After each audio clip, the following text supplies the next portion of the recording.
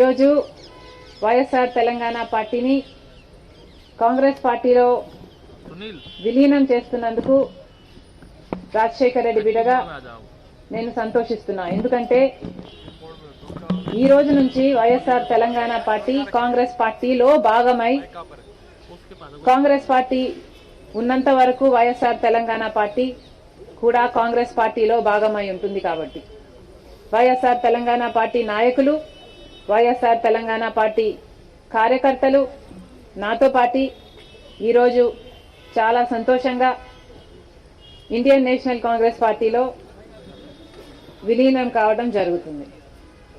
రాజశేఖర్ రెడ్డి గారు బ్రతికున్నంత కాలం నమ్మకంగా కాంగ్రెస్ పార్టీకి సేవ చేయడమే కాకుండా రాజశేఖర్ రెడ్డి గారు చనిపోయే నాటికి కూడా కాంగ్రెస్ పార్టీకి సేవ చేస్తూనే చనిపోయారు. ఈరోజు రాజశేఖర్ రెడ్డి బిడ్డ కాంగ్రెస్ పార్టీలో చేరుతుంది అంటే రాజశేఖర్ రెడ్డి గారికి చాలా సంతోషం, చాలా గర్వం కలిగించే విషయం అని నేను నమ్ముతున్నా.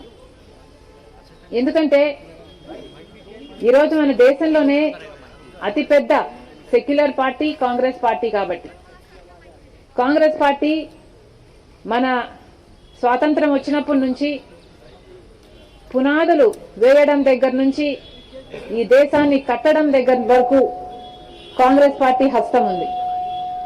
ప్రతి వర్గాన్ని కలుపుకుపోతూ, ప్రతి విశ్వాసానికి, ప్రతి ఫెయిత్కు నమ్మకం కలిగిస్తూ, ప్రతి సెక్షన్ ఆఫ్ ద సొసైటీలో కలుపుకుపోతూ ముందుకు వెళ్లిన party Congress party.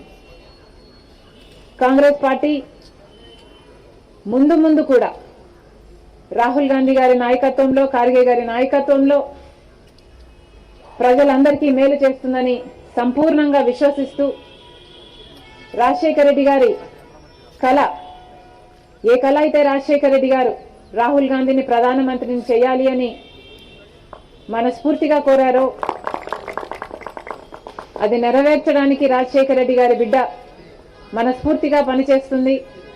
Congress party Rajasekhar Reddy బిడ్డ మీద నమ్మకం ఉంచి తెలంగాణలో వైఎస్ఆర్ తెలంగాణ పార్టీ చేసిన త్యాగాన్ని గౌరవించి ఈరోజు రాజశేఖర్ రెడ్డి బిడ్డను కాంగ్రెస్ పార్టీలోకి ఆహ్వానించడం జరిగింది. ఆ ఆహ్వానాన్ని మేము మనస్ఫూర్తిగా స్వీకరిస్తూ కాంగ్రెస్ పార్టీలో ఈరోజు విలీనమవుతున్నాం.